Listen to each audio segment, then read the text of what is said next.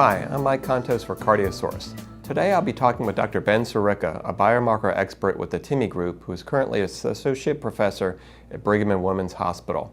We will be discussing a relatively new marker, growth differentiation factor 15, and whether this will be the next new cardiac marker that we'll be using in clinical practice.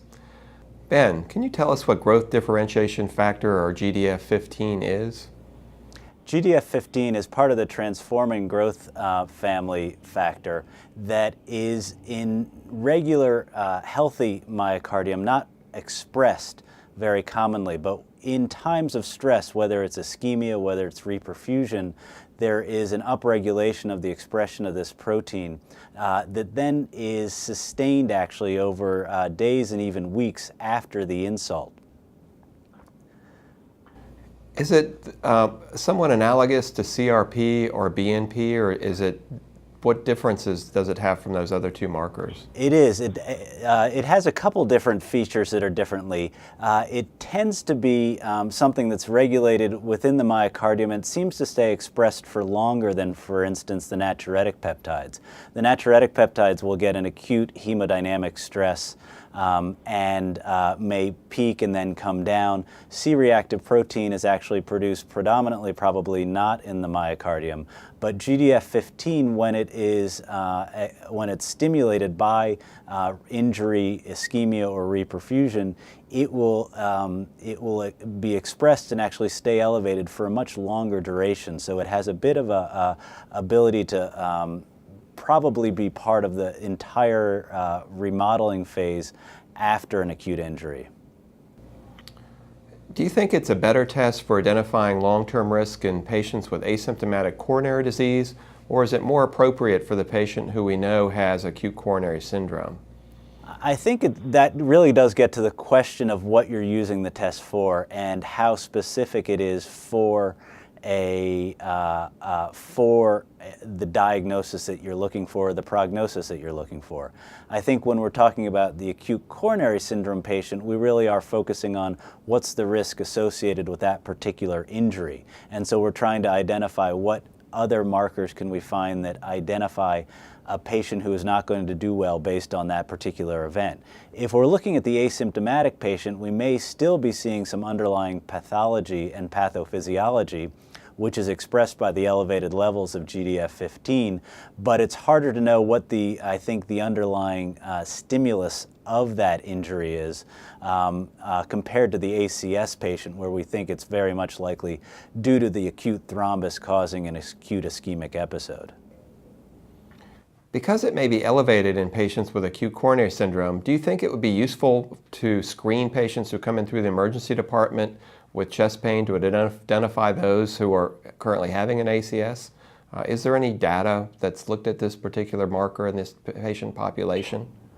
It again, I think, is focused, if your question is for diagnosis and prognosis. I think in terms of the diagnosis, like many of the other tests that we've been looking at in terms of diagnosis, it's very hard to beat cardiac troponin, especially the more sensitive cardiac troponins, in terms of the diagnosis and specificity for myocardial necrosis. And so I don't see much future for it in that particular setting for the diagnosis of ACS or diagnosis of MI because we have such a good marker in the troponin.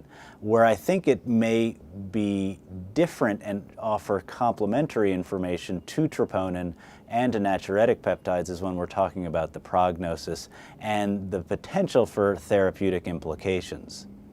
It seems like almost every month we have a new marker that comes out. What's the best way for us to determine whether this one will actually be useful in clinical practice long term? Well, it's a really good question, and you're right. You can't open a journal without seeing 2 or 3 different biomarker papers, some of them on these novel markers.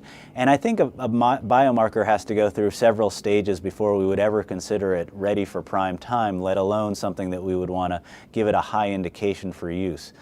The first is that there has to be a way to measure it that is reproducible, that has good good accuracy and is relatively cheap.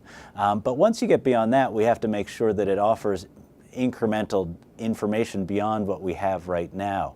And I would say right now in acute coronary syndrome, we have troponin for sure, and definitely the natriuretic peptides.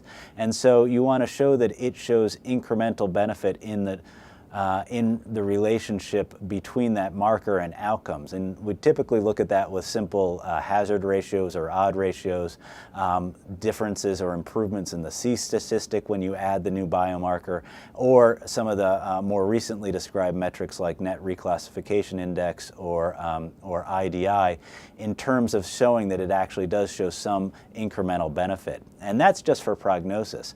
Where I think a biomarker can really have a difference in clinical practice is if you will do something different in your practice based on that biomarker, so that if it's elevated, that means you would give a particular drug or you would do a particular procedure. And troponin's by far the best example of where if somebody has an elevated troponin, we're more likely to bring them to catheterization rather than manage them conservatively.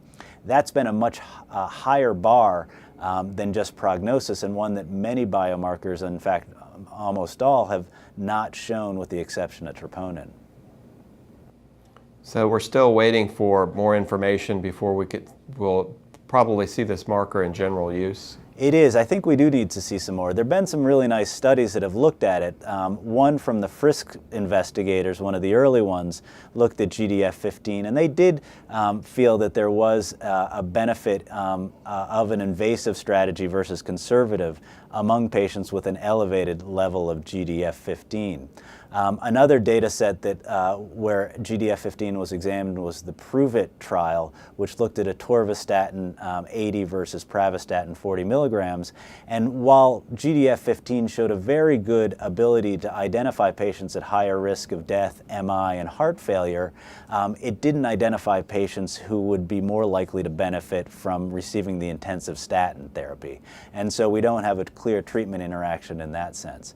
And I think there are going to be other places when you can imagine something like GDF-15 where it'd be interesting to look at. For instance, in patients with larger MIs, would early initiation of ACE inhibitors, ARBs, or the aldosterone inhibitors, would they have a greater benefit in patients with elevated levels of GDF-15 where they may have more injury or more area at risk, which could perhaps be salvaged and improve their outcomes over the long term?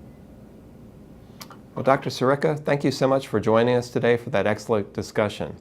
For more information, please visit the biomarker community on cardiosource.org. Thank you.